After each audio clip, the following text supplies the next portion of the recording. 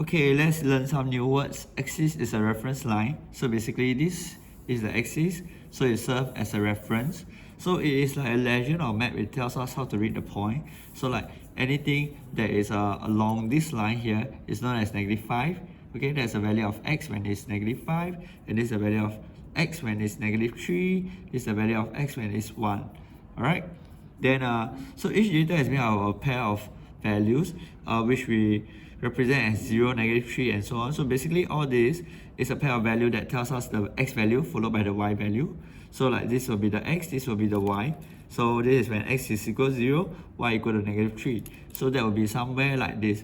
When x is 0, which is anything on this line, and y -3 will be anything on this line. So this is actually x0, -3.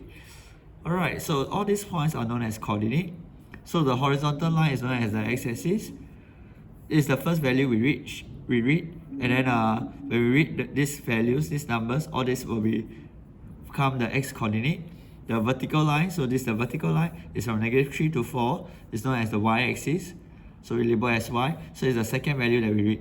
So let us take the value of the points from A to F. So the point A is at when x is 0, y is 0. So that is your answer, 0, 0. So for B, so this is point B. So you have to take a look. So it's on this point, so it will match with this number 3 and this number 0. So 3 is the value on the x-axis. So therefore y is 0. Followed by we have C here. So this is, it has a number 5, it has a number 3. We must read the x value first. So the x value will be 5 followed by 3.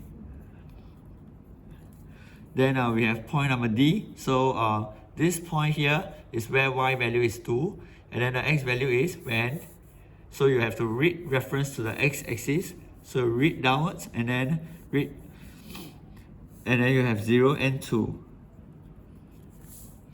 Then for coordinate E, so this is so it matches 4 and -2. So you always read the value, the x value first, followed by the y value. So for example F, that will be like this point here.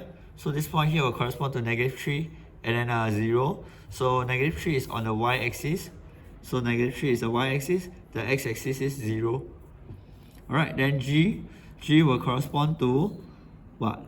-4 and -2. Right. So -2 is the y value. The -4 is the x value. So it's -4, -2. And finally for H, that will be matching at -3 and 0, these 2 points. So -3 is the x-axis. So there you go, the answer.